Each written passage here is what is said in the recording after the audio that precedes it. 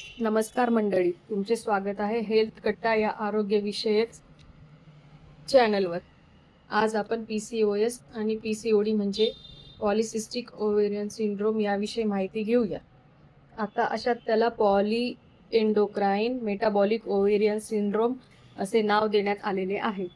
PCOS हा एक सामान्य हार्मोनल विकार आहे। PCOS म्हणजे नेमके काय? हार्मोन्सच्या असंतुलनामुळे होणारा हा एक चयापचय विकार आहे। यामध्ये दोन्ही अंडाशयामध्ये लहान गाठी तयार होतात आणि दर महिन्याला एक अंड विकसित होत नाही, त्यामुळे गर्भधारणा होण्यास अडचण होऊ शकते। तसेच पाळी अनियमित होते। त्याचे मुख्य कारण आहे नंबर 1 हार्मोन्सचे असंतुलन, नंबर 2 शरीरातील पेशी इन्शुलिन हार्मोनला प्रतिसाद देत नाही, त्यामुळे रक्तातील साखरेचे प्रमाण वाढते व चरबी वाढते, नंबर 3 रक्तातील एंड्रोजन या पुरुष हार्मोनचे प्रमाण वाढते। लक्षणे नंबर 1 अनियमित पाळी, नंबर 2 वजन वाढ, नंबर 3 चेहऱ्यावर पिंपल्स येणे, नंबर 4 तोंडावरती ओठांवरती व हनुवटीवर अनावश्यक केस वाढणे, नंबर 5 मानेभोवती काळे होणे, नंबर 6 केस गळणे। कोणाला याचा धोका जास्ती संभवतो?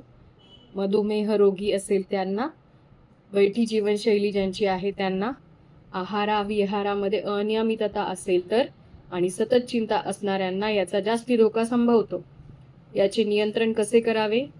नंबर 1 संतुलित आणि ताजे अन्न घ्या, नंबर 2 प्रथिनयुक्त आहार, हिरव्या पालेभाज्या, फळे, अंडी यांचा जेवणामध्ये समावेश करा, नंबर 3 दररोज व्यायाम करावा, यामध्ये रोज चालणे, दोरीवरच्या उड्या आहे, 4 योगासने, सूर्यनमस्कार करावा, नंबर 5 पुरेशी झोप घ्यावी, नंबर 6 चिंतामुक्त जीवन जगण्याचा प्रयत्न करावा।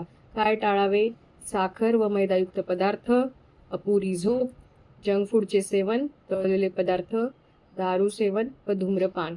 याच्यावरील उपाय आहेत नियमित व्यायाम करावा, पुरेशी झोप घ्यावी, वजन कमी करावे, चिंता निवारण करण्यासाठी मेडिटेशन प्राणायाम करावे।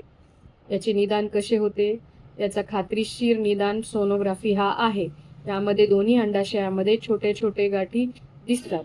तसेच रक्तामध्ये FSH आणि टेस्टोस्टेरॉन यांची पातळी तपासून घ्यावी, ग्लुकोज टॉलरन्स टेस्ट करावी, रक्तातील चरबीचे प्रमाण तपासावे। डॉक्टरांचा सल्ला कधी घ्यावा? 2 ते 3 महिने पाळी येत नसेल तेव्हा, गर्भनिरोधक उपाय न वापरता लग्नाच्या 2 वर्षापर्यंत गर्भधारणा होत नसेल तर, चेहऱ्यावरचे केस वाढत असतील तर, यावरील उपचार PCOD हा निश्चितपणे उपचार याच्यावर होत नाही, तरी पुढील काही घटक मदत करू शकतात।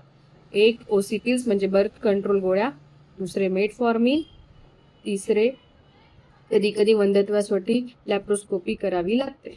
अशा प्रकारे आपण PCOD व PCOS याविषयी माहिती